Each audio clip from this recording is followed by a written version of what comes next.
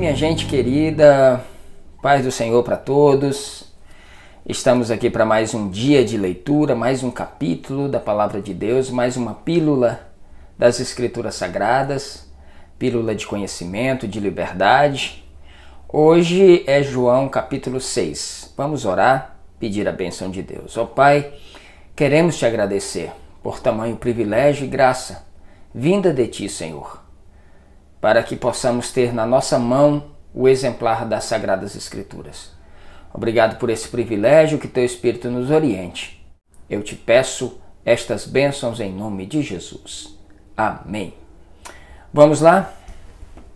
João capítulo 6. Passado algum tempo, Jesus foi para outra margem do mar da Galileia, que é o mar de Tiberíades. Então uma grande multidão seguia porque tinham visto os sinais que ele realizava nos enfermos. E Jesus subiu ao monte, sentou-se ali com seus discípulos. Ora, a Páscoa, uma festa dos judeus, estava próxima. Jesus ergueu os olhos e, vendo uma grande multidão que vinha em sua direção, disse a Filipe: Filipe, onde compraremos pães para dar de comer a essa gente? Mas disse isso apenas para provar Filipe, pois ele bem sabia o que ia fazer. Filipe lhe respondeu: 200 denários não seriam suficientes para que cada um recebesse pelo menos um pequeno pedaço de pão. Um dos seus discípulos, André, irmão de Simão Pedro, disse a Jesus: há aqui um rapaz com 5 pães e 2 peixes pequenos, mas de que servem no meio de tanta gente? Então Jesus lhe disse: fazei com que o povo se assente, pois havia muita grama naquele lugar. Assim assentaram-se os homens, em número de quase 5.000. Jesus pegou os pães e, tendo dado graças, partiu-os entre os discípulos e para os que estavam assentados. E da mesma maneira se fez com os peixes, tanto quanto desejaram. E quando estavam fartos, disse Jesus aos seus discípulos: recolhei os pedaços que sobraram, para que nada se perca. Assim sendo, eles os ajuntaram e encheram 12 cestos com os pedaços dos 5 pães de cevada deixados por aqueles homens que haviam comido. Então, vendo aqueles homens o sinal que Jesus havia realizado, disseram: este é verdadeiramente o profeta que devia vir ao mundo. Percebendo então Jesus que estavam prestes a vir e levá-lo à força para proclamarem rei, retirou-se novamente sozinho para o monte. E quando ele faz essa multiplicação dos pães, João narra aqui com uma forma muito clara que Jesus, percebendo que eles estavam vindo para ovacionarem, para aplaudirem, para proclamarem rei, Messias, ungido, não era chegado a hora de Jesus ainda. E ele vai e se ausenta e sobe ao monte. Ao anoitecer, seus discípulos desceram para o mar, entraram num barco e passaram para o outro lado, rumo a Cafarnaum. Já estava escuro e Jesus ainda não havia chegado até eles. O mar agitava-se devido ao forte vento que soprava. Quando eles haviam remado uns 25 a 30 estádios, viram Jesus aproximando-se do barco, andando sobre o mar, e ficaram amedrontados. Mas ele tranquilizou-os, dizendo: sou eu, não temais. Então eles de boa vontade o receberam no barco e imediatamente chegaram à praia para a qual se dirigiam. No dia seguinte, as pessoas que ficaram do outro lado do mar viram que ali não havia senão um barco, e Jesus não havia entrado nele com seus discípulos, mas que eles tinham partido sós. Entretanto, outros barcos chegaram de Tiberíades, próximo do lugar onde o povo havia comido pão, após o Senhor haver dado graças. Quando as pessoas da multidão perceberam que Jesus não estava ali, nem seus discípulos, entraram em seus barcos e partiram para Cafarnaum à procura de Jesus. Essas pessoas aqui que tinham ovacionado e tinham se alegrado com a multiplicação dos pães e com o alimento, elas estavam sentindo falta ali daquele Jesus provedor. Falou: poxa vida, Esse Jesus aqui, ele é o que a gente precisa, né? Porque é um homem que vai provendo todas as coisas por onde a gente passa. Basta que onde a gente esteja, ele esteja perto. Se ele não está aqui, vamos procurá-lo, vamos ver onde é que esse homem está. Quando as pessoas da multidão perceberam que Jesus não estava ali, nem seus discípulos entraram em seus barcos e partiram para Cafarnaum à procura de Jesus. E tendo-o encontrado do outro lado do mar, perguntaram-lhe: Mestre, quando chegaste aqui? Jesus respondeu a eles: em verdade vos afirmo, vós me buscais não porque viste os sinais, mas porque comeste os pães e vos fartastes. Trabalhai não pelo alimento que se perde, mas pela comida que permanece para a vida eterna. Alimento que o Filho do Homem vos dará, pois Deus, o Pai, colocou o seu selo sobre ele. Quando eles chegaram, que encontraram Jesus do outro lado, ele: Mestre, poxa vida, mestre, quando foi que você chegou aqui? A gente estava te procurando. Você é o nosso provedor. Você é o nosso auxílio emergencial, mestre. A gente precisa do Senhor.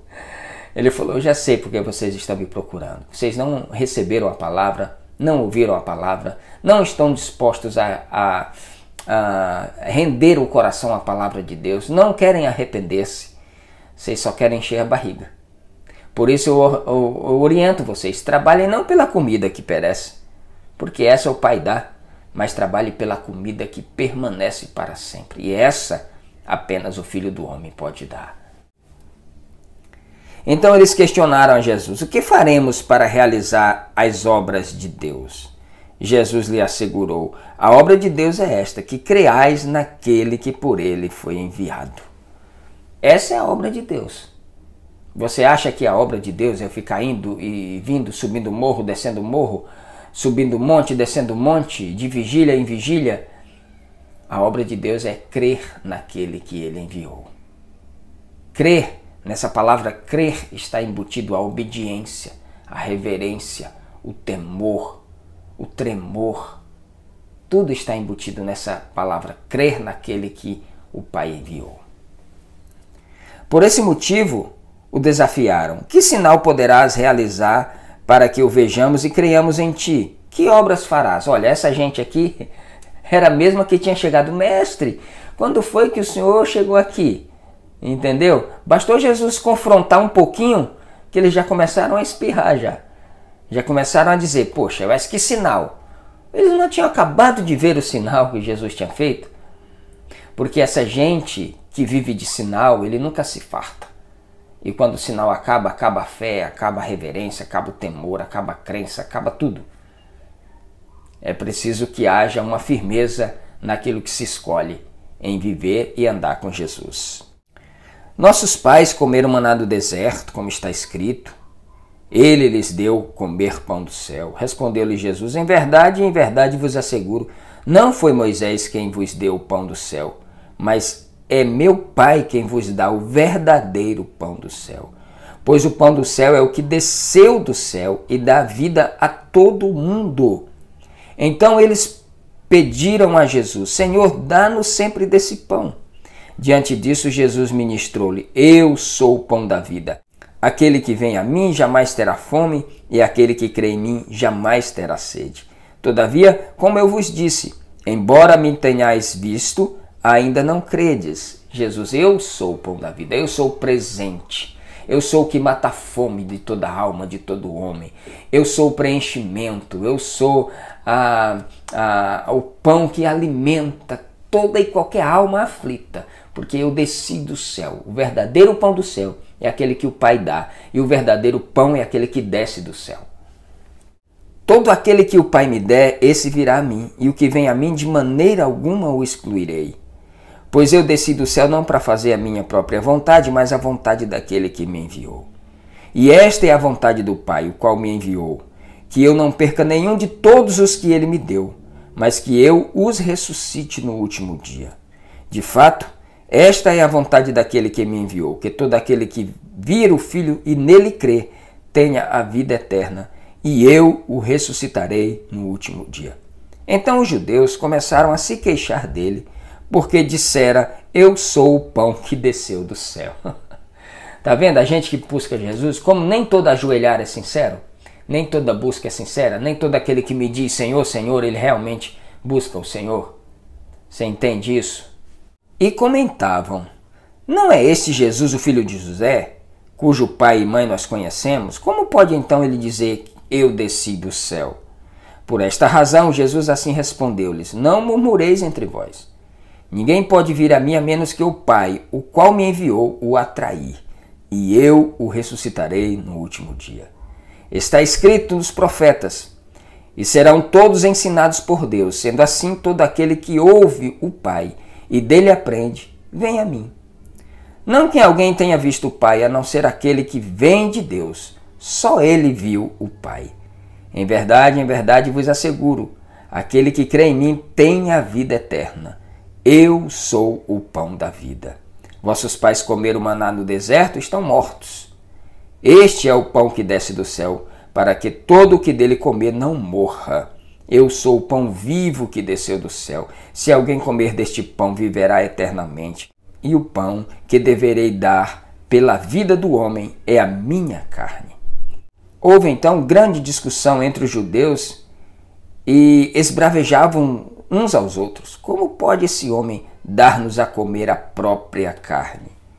Então Jesus os advertiu, em verdade vos afirmo, se não comerdes a carne do Filho do Homem e não beberdes o seu sangue, não tereis a vida dentro de vós. Todo aquele que comer a minha carne e beber o meu sangue tem a vida eterna, e eu o ressuscitarei no último dia. Pois a minha carne é verdadeiramente comida e o meu sangue é verdadeira bebida.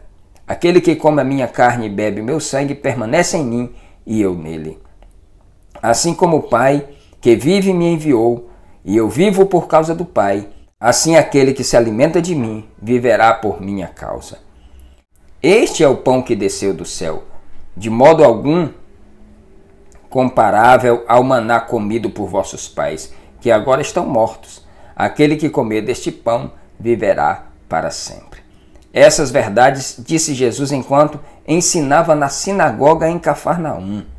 Portanto, muitos dos seus discípulos, ao ouvirem isso, disseram, dura essa declaração, quem poderá compreendê-la? Quando Jesus percebeu em seu íntimo que os seus discípulos estavam murmurando por causa das suas palavras, inquiriu-os, isso vos escandaliza? O que acontecerá quando virdes o Filho do Homem ascender para o lugar onde estava antes? É o Espírito quem dá vida. A carne em nada se aproveita.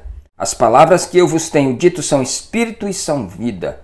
Entretanto, existe alguns de vós que não creem, pois Jesus sabia desde o princípio quem eram os que não criam e quem o iria trair. E continuou, é por isso que eu vos tenho dito que ninguém pode vir a mim, a não ser que isso lhe seja concedido por meu Pai. Daquele momento em diante, muitos dos seus discípulos recuaram e não mais andaram com Jesus. Você entende aqui? Até aqui?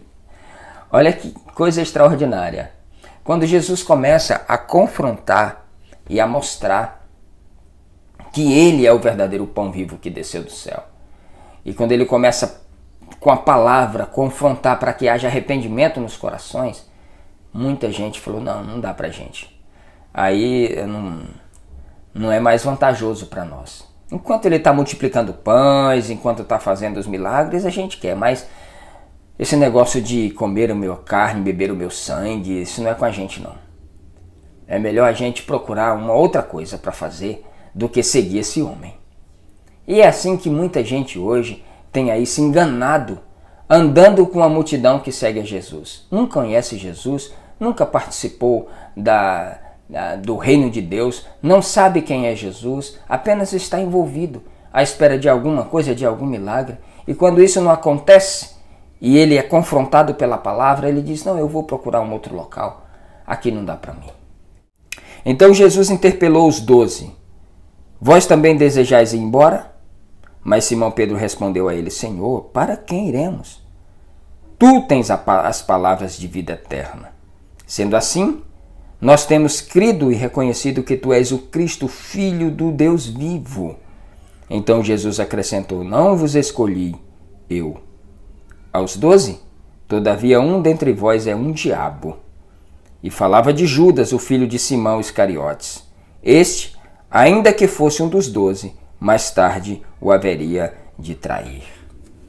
Para você ter uma ideia, não importa quão milagre você veja, não importa a qualidade da palavra que você ouça, não importa os ensinos que te passem, se você não abrir o seu coração, não tem diferença nenhuma de um Judas, que vai passar pelo ministério de Jesus sem jamais entender, sem jamais compreender, sem jamais deixar que a palavra entre em seu coração e faça ali uma transformação. É assim comigo e é assim com você. Se não abrirmos o coração, não tem como Deus trabalhar. Embora Judas andasse com Jesus, visse os milagres, ouvisse os seus sermões, ouvisse os seus ensinamentos, mas ainda assim não foi suficiente para que ele pudesse se render a Cristo Jesus. Que Deus nos ajude. Esse foi o capítulo 6 de João. A gente se vê aqui amanhã. Até lá. Forte abraço.